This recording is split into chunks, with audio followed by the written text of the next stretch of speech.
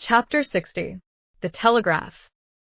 M. and Madame de Villefort found on their return that the Count of Monte Cristo, who had come to visit them in their absence, had been ushered into the drawing-room, and was still awaiting them there.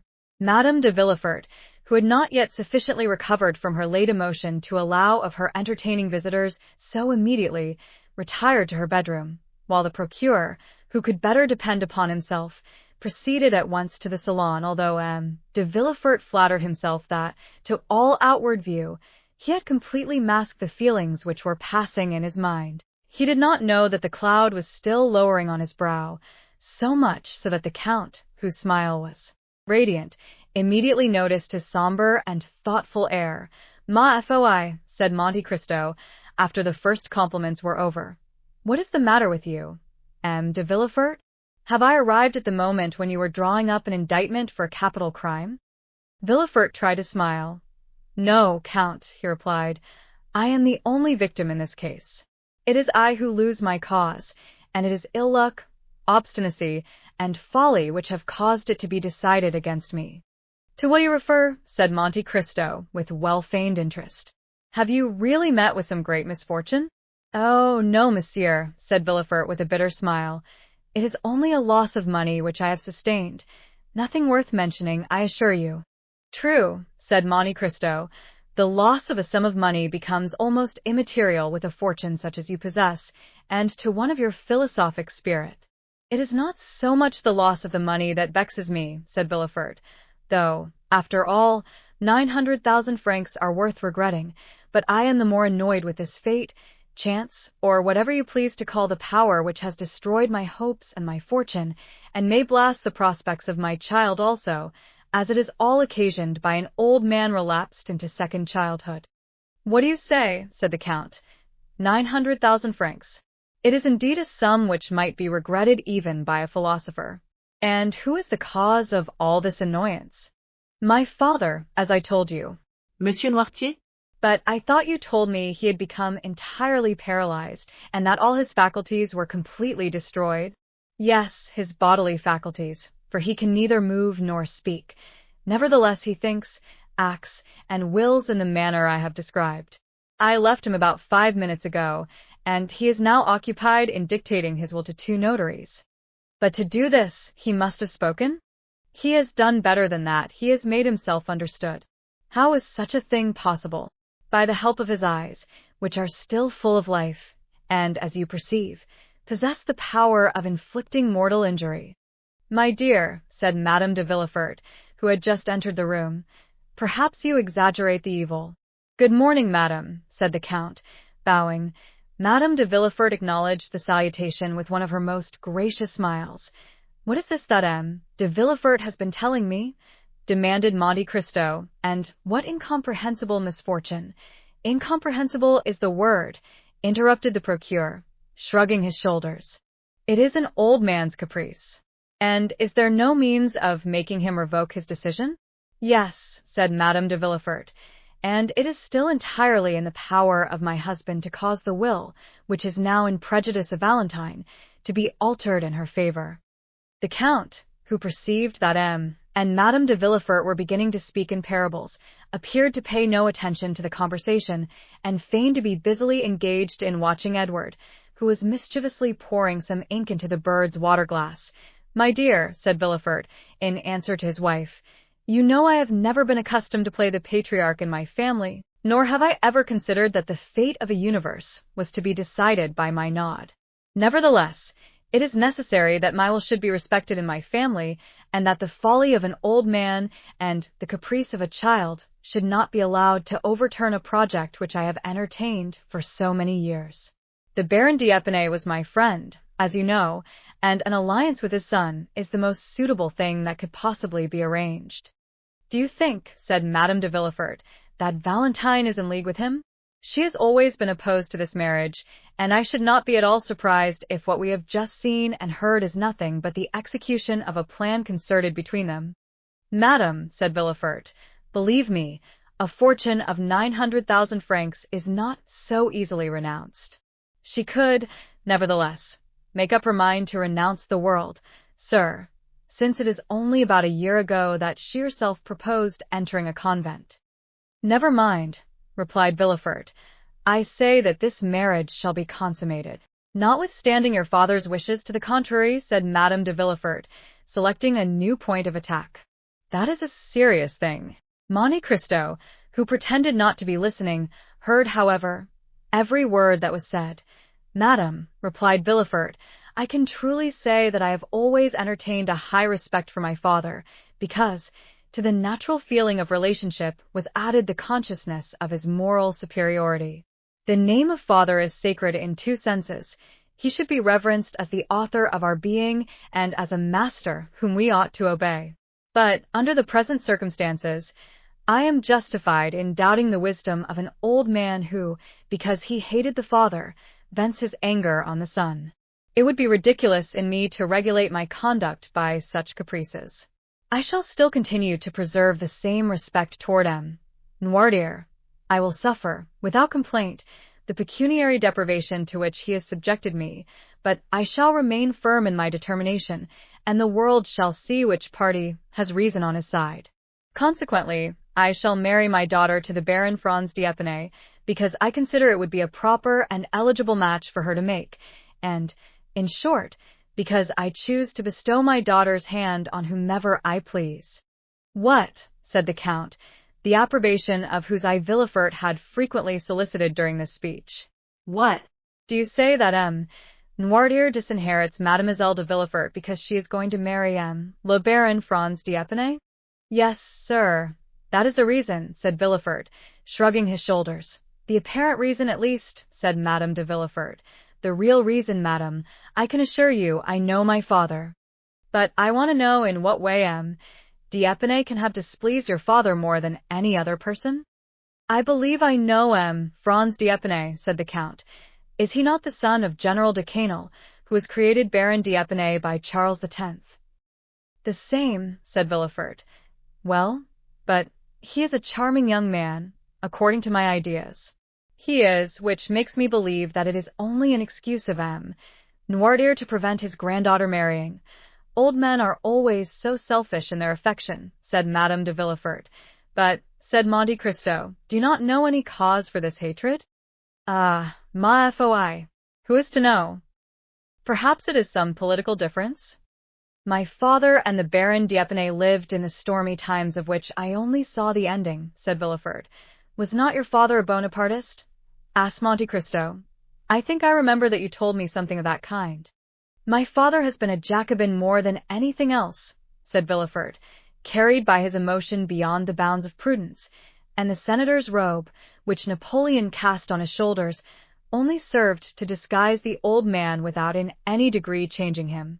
When my father conspired, it was not for the emperor, it was against the Bourbons, for M. Noirtier possessed this peculiarity. He never projected any utopian schemes which could never be realized, but strove for possibilities, and he applied to the realization of these possibilities the terrible theories of the mountain. Theories that never shrank from any means that were deemed necessary to bring about the desired result. Well, said Monte Cristo, it is just as I thought. It was politics which brought Noirtier and M. d'Épinay into personal contact. Although General d'Épinay served under Napoleon, did he not still retain royalist sentiments? And was he not the person who was assassinated one evening on leaving a Bonapartist meeting to which he had been invited on the supposition that he favored the cause of the emperor? Villefort looked at the Count almost with terror. Am I mistaken then? Said Monte Cristo. No, sir. The facts were precisely what you have stated, said Madame de Villefort, and it was to prevent the renewal of old feuds that M. de Villefort formed the idea of uniting in the bonds of affection the two children of these inveterate enemies. It was a sublime and charitable thought, said Monte Cristo, and the whole world should applaud it. It would be noble to see Mademoiselle Noirtier de Villefort assuming the title of Madame Franz d'Épinay. Villefort shuddered and looked at Monte Cristo as if he wished to read in his countenance the real feelings which had dictated the words he had just uttered. But the Count completely baffled the procureur, and prevented him from discovering anything beneath the never-varying smile he was so constantly in the habit of assuming. Although, said Villefort, It will be a serious thing for Valentine to lose her grandfather's fortune. I do not think that M. D'Epinay will be frightened at this pecuniary loss. He will, perhaps, hold me in greater esteem than the money itself, seeing that I sacrifice everything in order to keep my word with him. Besides, he knows that Valentine is rich in right of her mother, and that she will, in all probability, inherit the fortune of M. and Madame de Saint-Méran, her mother's parents, who both love her tenderly, and who are fully as well worth loving and tending as M. Noirtier, said Madame de Villefort. Besides, they are to come to Paris in about a month, and Valentine, after the affront she has received, need not consider it necessary to continue to bury herself alive by being shut up with M. Noirtier. The Count listened with satisfaction to this tale of wounded self-love and defeated ambition. But it seems to me, said Monte Cristo, and I must begin by asking your pardon for what I am about to say, that if M. Noirtier disinherits Mademoiselle de Villefort because she is going to marry a man whose father he detested, he cannot have the same cause of complaint against this dear Edward. True, said Madame de Villefort, with an intonation of voice which it is impossible to describe. Is it not unjust, shamefully unjust? Poor Edward is as much M. Noirtier's grandchild as Valentine, and yet, if she had not been going to marry Franz, M. Noirtier would have left her all his money, and supposing Valentine to be disinherited by her grandfather, she will still be 3 times richer than he. The Count listened and said no more. Count, said Villefort, we will not entertain you any longer with our family misfortunes.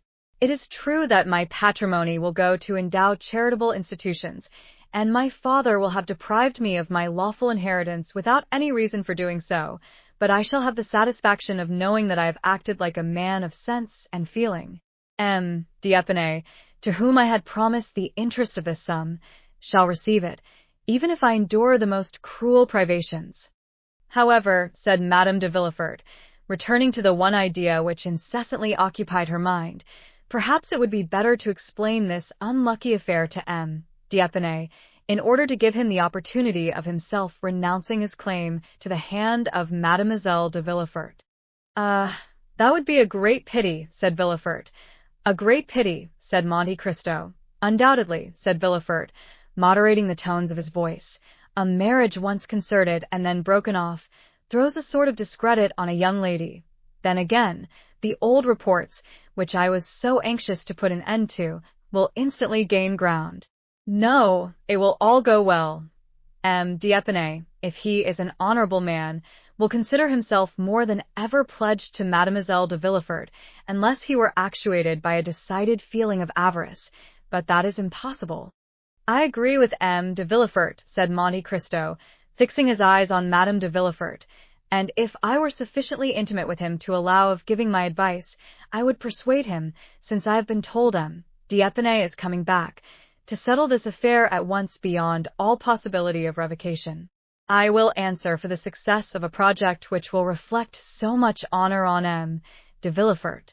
The procureur rose, delighted with the proposition, but his wife slightly changed color. Well, that is all that I wanted, and I will be guided by a counselor such as you are, said he, extending his hand to Monte Cristo. Therefore let everyone here look upon what has passed today as if it had not happened, and as though we had never thought of such a thing as a change in our original plans. Sir, said the Count, the world, unjust as it is, will be pleased with your resolution. Your friends will be proud of you, and M. D'Epinay, even if he took Mademoiselle de Villefort without any dowry, which he will not do, would be delighted with the idea of entering a family which could make such sacrifices in order to keep a promise and fulfill a duty. At the conclusion of these words, the Count rose to depart. Are you going to leave us, Count? Said Madame de Villefort. I am sorry to say I must do so. Madame, I only came to remind you of your promise for Saturday. Did you fear that we should forget it? You are very good, madame, but M. de Villefort has so many important and urgent occupations. My husband has given me his word, sir, said Madame de Villefort. You have just seen him resolve to keep it when he has everything to lose, and surely there is more reason for his doing so, where he has everything to gain. And, said Villefort, is it at your house in the Champs-Élysées that you receive your visitors? No, said Monte Cristo, which is precisely the reason which renders your kindness more meritorious. It is in the country. In the country? Yes. Where is it then? Near Paris, is it not? Very near, only half a league from the barriers. It is at Auteuil. At Auteuil? Said Villefort. True. Madame de Villefort told me you lived at Auteuil, since it was to your house that she was taken. And in what part of Auteuil do you reside? Rue de la Fontaine. Rue de la Fontaine, exclaimed Villefort in an agitated tone. At what number? Number 28. Then, cried Villefort, was it you who bought M. de Saint-Méran's house? Did it belong to M. de Saint-Méran? Demanded Monte Cristo. Yes, replied Madame de Villefort. And, would you believe it, Count? Believe what? You think this house pretty, do you not? I think it charming. Well, my husband would never live in it. Indeed, returned Monte Cristo. That is a prejudice on your part, M. de Villefort, for which I am quite at a loss to account. I do not like Auteuil, sir, said the procureur, making an evident effort to appear calm, but I hope you will not carry your antipathies so far as to deprive me of the pleasure of your company, sir, said Monte Cristo. No, Count, I assure you I shall do my best, stammered Villefort. Oh, said Monte Cristo, I allow of no excuse. On Saturday, at 6 o'clock, I shall be expecting you, and if you fail to come, I shall think, for how do I know to the contrary, that this house, which has remained uninhabited for 20 years, must have some gloomy tradition or dreadful legend connected with it. I will come, Count, I will be sure to come, said Villefort eagerly. Thank you, said Monte Cristo. Now you must permit me to take my leave of you. You said before that you were obliged to leave us, monsieur, said Madame de Villefort, and you were about to tell us why when your attention was called to some other subject. Indeed, madame, said Monte Cristo, I scarcely know if I dare tell you where I am going. Nonsense, say on. Well, then, it is to see a thing on which I have sometimes mused for hours together. What is it? Au Telegraph. So now I have told my secret. A telegraph? Repeated Madame de Villefort. Yes, a telegraph. I had often seen one placed at the end of a road on a hillock, and in the light of the sun its black arms, bending in every direction, always reminded me of the claws of an immense beetle, and I assure you it was never without emotion that I gazed on it. For I could not help thinking how wonderful it was that these various signs should be made to cleave the air with such precision as to convey to the distance of 300 leagues the ideas and wishes of a man sitting at a table at one end of the line to another man similarly placed at the opposite extremity, and all this effected by a simple act of volition on the part of the sender of the message. I began to think of genii, sylphs, gnomes, in short, of all the ministers of the occult sciences, until I laughed aloud at the freaks of my own imagination. Now, it never occurred to me to wish for a nearer inspection of these large insects, with their long black claws, for I always feared to find under their stone wings some little human genius fagged to death with cabals, factions, and government intrigues. But one fine day I learned that the mover of this telegraph was only a poor wretch, hired for 1,200 francs a year, and employed all day, not in studying the heavens like an astronomer, or in gazing on the water like an angler, or even in enjoying the privilege of observing the country around him, but all his monotonous life was passed in watching his white-bellied, black-clawed fellow insect, 4 or 5 leagues distant from him. At length I felt a desire to study this living chrysalis more closely, and to endeavor to understand the secret part played by these insect actors when they occupy themselves simply with pulling different pieces of string. And are you going there? I am. What telegraph do you intend visiting? That of the Home Department, or of the observatory? Oh, no. I should find there people who would force me to understand things of which I would prefer to remain ignorant, and who would try to explain to me, in spite of myself, a mystery which even they do not understand. Ma foi.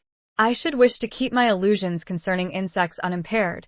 It is quite enough to have those dissipated which I had formed of my fellow creatures. I shall, therefore, not visit either of these telegraphs, but one in the open country where I shall find a good-natured simpleton, who knows no more than the machine he is employed to work. You are a singular man, said Villefort. What line would you advise me to study? The one that is most in use just at this time. The Spanish one, you mean, I suppose? Yes. Should you like a letter to the minister that they might explain to you? No, said Monte Cristo, since, as I told you before, I do not wish to comprehend it. The moment I understand it, there will no longer exist a telegraph for me. It will be nothing more than a sign from M. Ducatel, or from M. Montalivet, transmitted to the prefect of Bayonne, mystified by two Greek words, telegraphian. It is the insect with black claws, and the awful word which I wish to retain in my imagination in all its purity and all its importance. Go then, for in the course of 2 hours it will be dark, and you will not be able to see anything. Ma foi, you frighten me. Which is the nearest way? Bayonne? Yes, the road to Bayonne. And afterwards the road to Chatillon? Yes. By the Tower of Montelheri, you mean? Yes. Thank you. Goodbye. On Saturday I will tell you my impressions concerning the telegraph. At the door the Count was met by the two notaries, who had just completed the act which was to disinherit Valentine, and who were leaving under the conviction of having done a thing which could not fail of redounding considerably to their credit.